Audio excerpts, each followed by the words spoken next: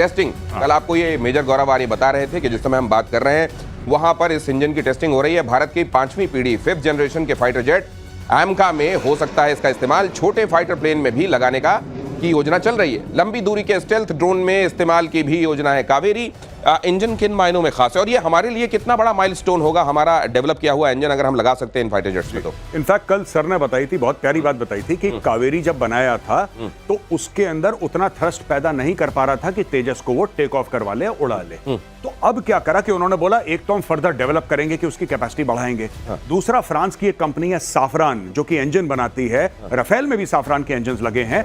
उस कंपनी को यह बोला था कि साहब आप भारत में आके को प्रोड्यूस करिए और 100% ट्रांसफर ऑफ टेक्नोलॉजी दीजिए। और तीसरी चीज जो यूकैव है, यूकैव जिसका नाम घातक है, घातक में वो कावेरी का इंजन लगाया जा रहा है जिसमें कि जाहिर सी बात है पायलट नहीं, उसमें पायलट नहीं है, उसमें स्टेल्थ के फीचर्स डाले जा रहे हैं और वो ऑटोनोमस है, वो उड़ेगा यूजिंग आर्टिफिशियल इंटेलिजेंस, कंट्रोल करा जाएगा और पाकिस्तान में जाएगा। मैं ये भी सुन रहा हूं पीके श्रीवास्तव सर कि ये कावेरी को लेकर और अचानक AMCA को लेकर भारत के इस कदम से रशिया और अमेरिका भी सरप्राइज्ड है। नहीं, सरप्राइज नहीं है उनको, ये पता था कि हम ऐसा करेंगे। अच्छा। लेकिन जिस मौके पर कर रहे हैं और जिस तेजी से कर रहे हैं और जो गति आई है उससे surprise. Speed and scale, speed and scale. Okay, speed and scale थोड़ा सा मैं बता दूं आपको। कावेरी जो है एक तरीके से उसने हमारे लिए इकोसिस्टम क्रिएट किया इंजन पार्ट्स का, इंजन कंपोनेंट्स का। क्योंकि किसी एक इंजन में just to tell you there are about 3000 plus parts, वो जो कि एक इंजन में 3000 से ज्यादा पुर्जे लगते हैं। हाँ, ज्यादा ये जो हमको दिखाई दे रहा है इसमें 3000 से ज्यादा पुर्जे हैं, जो कि आप जाएंगे कम से कम 700 से 800 वेंडर के पास। अब आपके पास इकोसिस्टम आ गया है। अगर आपके पास इकोसिस्टम है तो नेक्स्ट को लाने में आपको उतनी ही आसानी होगी। इसलिए अब सैफरान ने भी हाथ बढ़ाया है, इसीलिए अब सब हाथ बढ़ा रहे हैं। क्योंकि हाथ आप बताइए किसके पास हाथ बढ़ाया जाता है? जिसके ऊपर आपको विश्वास हो और जो सही राह पर चल रहा हो और जिसके साथ शक्ति हो। करेक्ट। और यहाँ पर ये 3000 पुर्जे वाला कावेरी आपको दिखाई दे रहा है। ये कावेरी जिसको दक्षिण की गंगा भी कहा जाता है सर, ये हमारे लिए क्या आने वाले दिनों में, और मैं इस बात को अप्रिशिएट करता हूँ, आपकी तबीयत ठीक नहीं उसके बावजूद आप हमारे साथ जुड़े हुए सर, ये किन मायनों में हमारे लिए ये गेम चेंजर हो? देखिए, किसी भी फाइटर एयरक्राफ्ट का सोल जो है एरो इंजन होता है।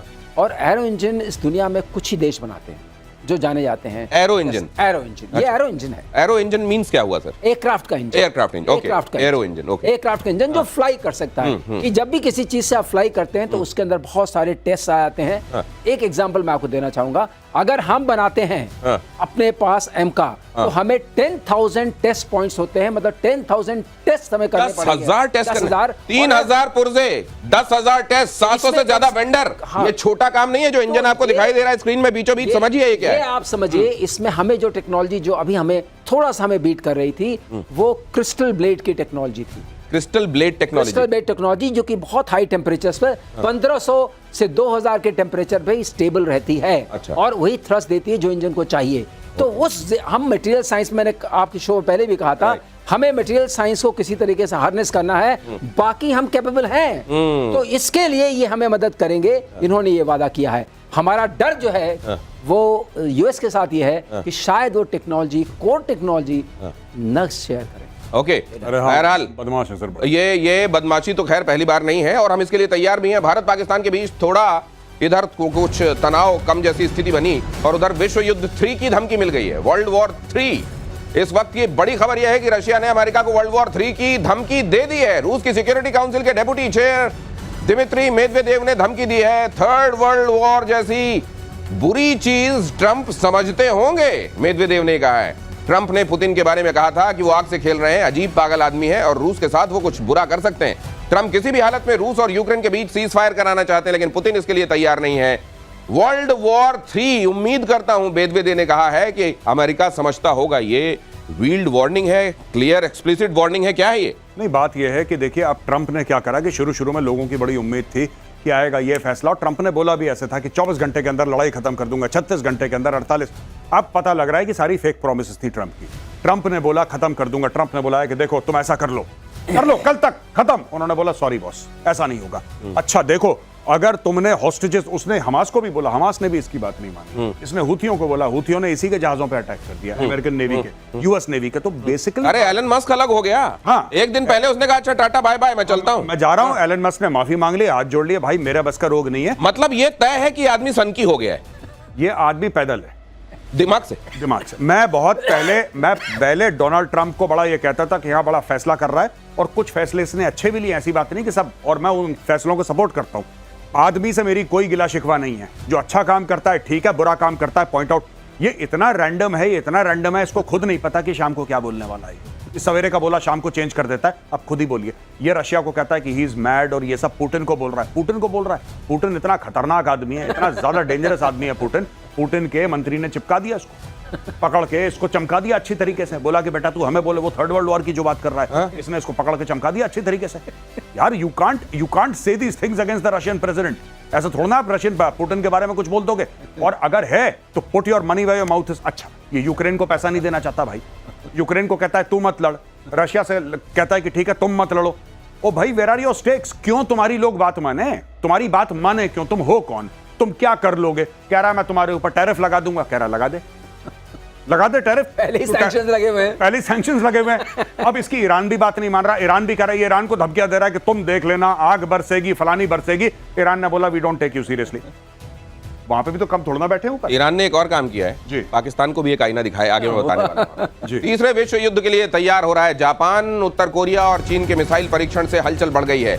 जापान में ज्यादा से ज्यादा बंकर बनाने की योजनाएं चलने लगी हैं। अमेरिका, फिलीपींस और दक्षिण कोरिया के साथ संयुक्त सैन्य अभ्यास भी होने वाला है। ये कभी भी कुछ भी, ये इनमें से चिंगारी बड़ी हो सकती है सर। नहीं, बिल्कुल आप बिल्कुल ठीक बात कह रहे हैं।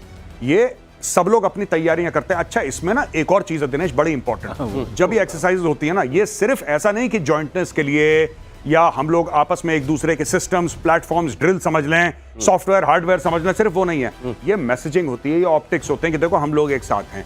अगर एक से पंगा लिया यानी कि सबसे पंगा, ये हमारी कैपेबिलिटी है। तो दुनिया भर में ऑप्टिक्स अपनी बताते रहते हैं लोग, साहब ये हमारी कैपेबिलिटी है। भारत भी तो करता है। भारत मंगोलिया के साथ ड्रिल कल डिस्कस कर रहे थे। मंगोलिया के साथ हमारी नेवी बहुत बड़ी ड्रिल करती है, हमारी एयरफोर्स करती है, सब लोग ड्रिल्स करते हैं, और ये पावर प्रोजेक्शन है एक्चुअली। लेकिन सर दिनेश, इसमें एक और बात होती है, अगर टाइम है तो। जी प्लीज। वो बात ये होती है कि जो मिलिट्री इंडस्ट्रियल कॉम्प्लेक्स है, जो पॉलिटिकल इक्विलिब्रियम है, वो भी बड़ा एंजॉय करता है, क्योंकि आप जितना जहाज चलाएंगे उतने पुर्जे खत्म होंगे, उतने बिकेंगे, उतना फ्यूल चलेगा। वही मामला है। ट्रेड एंड टैरिफ आपका साथ नहीं छोड़ेगा। तो ये, लेकिन ये ट्रंप को लेकर आने वाले दिनों में दुनिया में, खैर अमेरिका में तो मुझको लगता है मोह भंग होना शुरू हो गया है इनसे। दुनिया में इनको कैसे, ये उस स्टेज में है कि इनको लेगेसी की चिंता होनी चाहिए कि मुझको दुनिया कैसे याद रखेगी। क्या ये अपने आप को सन की, वो जो कहते हैं ना कि नाक में अगर मक्खी बैठी हुई तलवार लेके नाक उड़ा दो, ये उस तरह के व्यक्ति। मैं एक बार, अगर सर आपकी अनुमति हो, एक बात बोलूं बड़ी इंपॉर्टेंट। लोग ट्रंप को समझते हैं नेता है, ये नेता वेता नहीं है। ये एक्चुअली क्या है कि रियलिटी टेलीविजन का स्टार है। ये एक टीवी सीरीज करता था, द अप्रेंटिस, और अप्रेंटिस ये बिल्कुल जैसे बिग बॉस टाइप का होता ना, उस टाइप का आदमी है ये जस्ट इमेजिन, आप टैरिफ कर रहे हैं किसी देश के ऊपर, पूरी दुनिया के ऊपर, और आप ट्वीट कर रहे हैं कि चलो, जो भी रैंडम फिगर इसके दिमाग में आया कि कल से तुम्हारे ऊपर 165, चलो 165 नहीं, 185 कर देते हैं, चलो डन, 185 डन।